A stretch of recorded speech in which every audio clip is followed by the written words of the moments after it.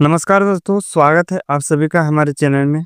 तो आज का वीडियो होने वाला है सेपल वॉलेट के बारे में। यानी कि सेपल वॉलेट में विड्रॉ कैसे किया जाता है, इसके बारे में खासकर टॉपिक होने वाला है। और इसके बारे में हम लोग पूरा जानकारी बताएंगे कि विड्रॉ कैसे किया जाता है। इसको हम लोग स्टेप बाय स्टेप प्रोसेस के बारे में भी बताएंगे, ताकि आपको आसानी में करने में मदद कर सके आसानी से। तो चलिए, क्या क्या कौन कौन से स्टेप्स हैं, किस प्रकार से फॉलो किया जाता है और कैसे इसको विड्रॉ कर सकते हैं बैंक अकाउंट में, इसको पूरा डिटेल से जानते हैं। तो इसमें सबसे पहला स्टेप है सेपल ऐप को खोलना। सबसे पहले अपने मोबाइल में सेपल ऐप को ओपन करें और फिर जिस क्रिप्टो करेंसी को निकालना चाहते हैं, जैसे कि यूएसडीटी, बिटकॉइन या फिर बीएनबी, उसे सर्च करें। दूसरा स्टेप है विड्रॉ ऑप्शन चुनें। आप उस कॉइन को क्लिक कीजिए जो आपके पास होगा। जैसे कि मेरे पास मान लीजिए यूएसडीटी होगा, तो अब आपको सेंड या फिर विड्रॉ का ऑप्शन मिलेगा, उस पर क्लिक कर दीजिएगा। अब तीसरा स्टेप है रिसीव एड्रेस डालना। अब आपसे रिसीव वॉलेट एड्रेस पूछा जाएगा। यदि आप बाइनेंस में भेजना चाहते हैं, तो ये बाइनेंस से उसका यूएसडीटी डिपॉजिट एड्रेस कॉपी करके यहाँ पर पेस्ट कर दीजिए। अब चौथा स्टेप है विड्रॉ अमाउंट भरें। अब वह अमाउंट डालें जितना क्रिप्टो आप भेजना चाहते हैं, और इसमें आप नेटवर्क फीस को भी देखिएगा।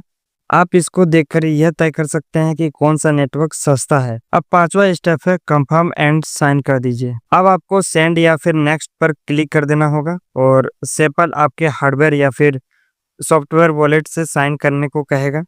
अगर आप सॉफ्टवेयर वॉलेट यूज कर रहे हैं तो पिन डालें या फिर क्यूआर स्कैन डालें कर सकते हैं। उसके बाद अगर आप हार्डवेयर वॉलेट जैसे कि सेपल S1 इस्तेमाल करते हैं, तो इसमें आपको साइन करने को कहेगा। अब हम लोग जानेंगे छठे स्टेप के बारे में, यानी कि यह है ट्रांजैक्शन वेरीफाई करने का प्रोसेस। अब आपका विड्रॉल प्रोसेस शुरू हो गया है।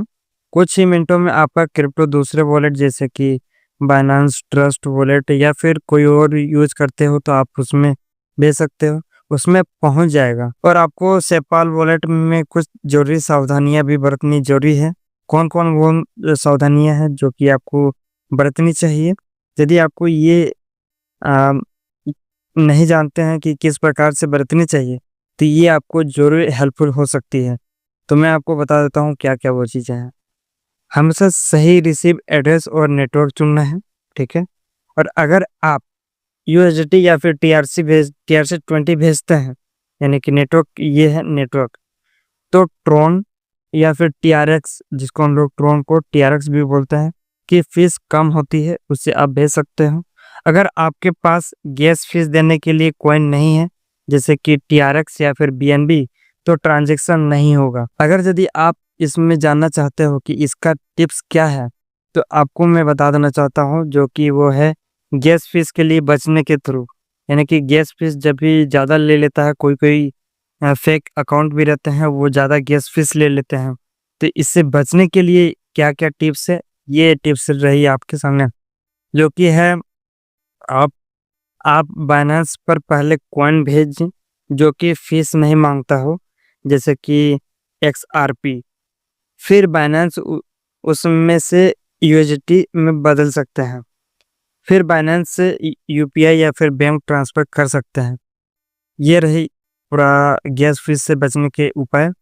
यदि आपको नहीं समझ में आ रहा है तो आपको कमेंट में बताइएगा, मैं आपको उसको हेल्पफुल करता रहूँगा। और मिलते हैं नेक्स्ट वीडियो में नेक्स्ट टॉपिक के साथ। तब तक के लिए धन्यवाद। और हाँ, कमेंट जरूर कीजिएगा। मिलते हैं नेक्स्ट वीडियो में।